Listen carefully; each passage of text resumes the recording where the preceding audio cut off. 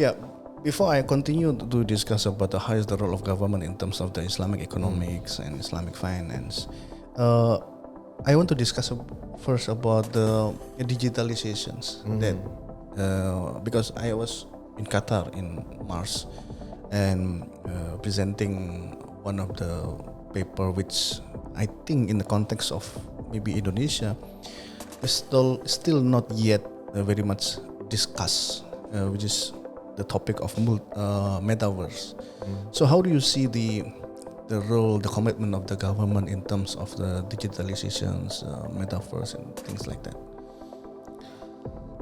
I think we need to break up that question into two parts. Alright. So before we go into the metaverse, I think one of the things that really impressed me when I first, stepped in. I mean, I've been to Qatar so many times, of course, transiting. But first time I step out is when I started working in Qatar Foundations. I think I was so impressed with the amount of investment they made on digitalizations. So you can actually get everything done, almost 95% done, without going to any offices. Okay. So the level of trust that they have with the system is so much, so that they have one portal system that we call Metrash, where you can get almost everything done over there. So the government is simply very committed in terms of putting the right infrastructure for digitalizations as far operations, and so on and so forth. And then the other exciting thing is that in Qatar, they're also trying to become what we call as a cashless society. Okay, you can everywhere buy anything, buy anything using your credit card or debit card. So that's something that I was like impressed when I first moved to because this is how they trying to control their informal economy. They're trying to generate greater revenue from small and medium enterprise. They're trying to monitor all the transactions and everything. So all these transparencies actually matters, because why I'm saying this is that because many Muslim countries can actually learn as far the infrastructure is concerned, because we all know as an academia that informal sector is the one that somehow become what we call as a Achilles heel of the Muslim world. People are not paying tax.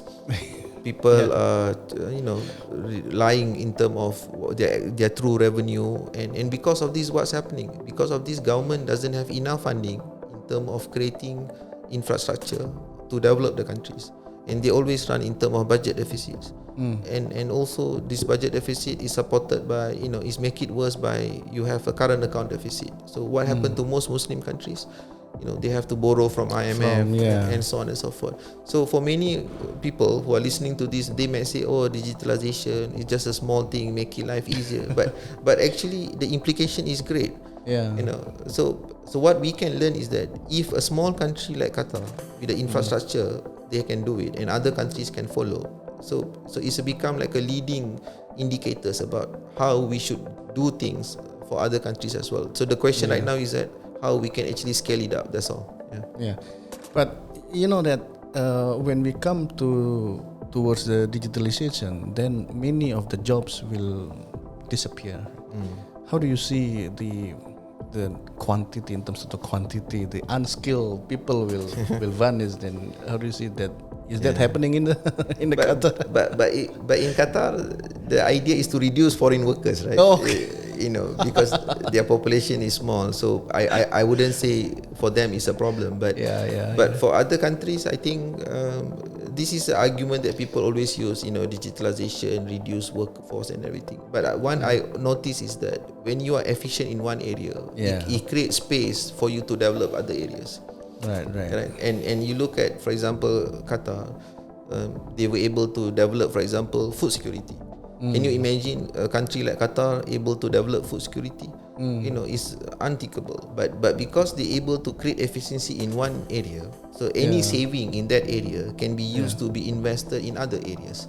Alright, and having understanding of economics, I think there are more new areas are coming. And we can only develop those new areas through efficiency. So I think digitalization is basically a mechanism to create efficiency channel the resources where we require, and then create new opportunity, which is, I think, is happening in so-called progressive country like Qatar. When I was attending your conference in the Mars last year, and also I come to Qatar again on Mars, some of the topic are very advanced in terms of that digitalization. So they start to discuss about, just I said, metaverse in terms of the fiqh, in terms of the governance, in terms of the ecosystems. So how do you see the discussion, the current discussions on that issues in Qatar? No, I think the transformation process that's happening in Qatar require them to whether they like it or not, or whether we want it or not, to be looking at all these things as a potential disruptions. Potential disruption. Okay. So, but I think regardless of the country right now, this potential disruption is something that we think should be managed in a way that it create advantage to us rather than creating harm. So I think the same thing is being done in Qatar. They are analyzing all these disruptions, and they are making sure that the people is ready for those disruptions.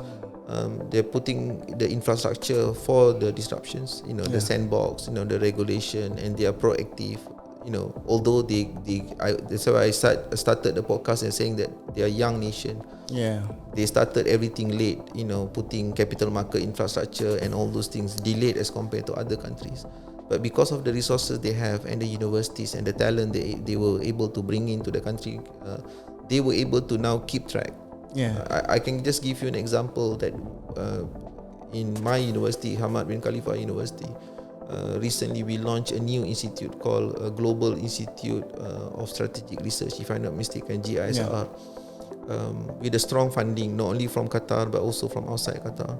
And the reason why we want to do this is that because we feel that high-level policy discussion, especially related to Muslim worlds in Afghanistan, in Lebanon, because Qatar is not just known as a country that, okay, if you have a problem, we give you the support. We don't want people to think that, okay, every time there is a problem, okay, Qatar will give their buses, will give, So what they want to become is that they want to become the voice of a conversation that taking place in the Muslim world. So this institute, for example, trying to focus more on how do we actually address, for example, Afghan conflict that's taking place right now. The transitions that taking place in government, like in Lebanon, in Syria, so on and so forth. That's one. The other new thing that maybe also taking place is that Qatar is also wants to become a leading in, let's say, health policy for Muslim world. So that's why one of my college in HBKU is also planning to offer masters in global health policy. So you may think that why a small country like Qatar wants to do this. They are not doing this just because they want to produce the students. They are doing this because they want to become the leading voice. So for them, the idea of bringing these professors is not just to teach, but more importantly, is to basically to create knowledge and to become the voice of conversations. And the World Cup actually helps a lot. Why? Because when people watch World Cup, right, people realize that this is actually a good country to live, right? So for many people, right, they say it's a good country to live. So I even in my own experience is that I saw the number of application for our program have increased after World Cup. So you may say the World Cup is for the student, for the application students, for the student, because of the positive image that they being created. So in a nutshell, I would say that the country is very ambitious. Right. Of course, there is a gap between their vision and the achievement. Because it takes time. Right? Because knowledge economy is not a simple thing. Innovation is not a simple thing. You need time. You need time, but I believe that if they're able to bring more and more talent, especially the students and researchers and the scientists who are visionary, who are ambitious, who are committed to the cause and everything. So I think the country will have a very great future.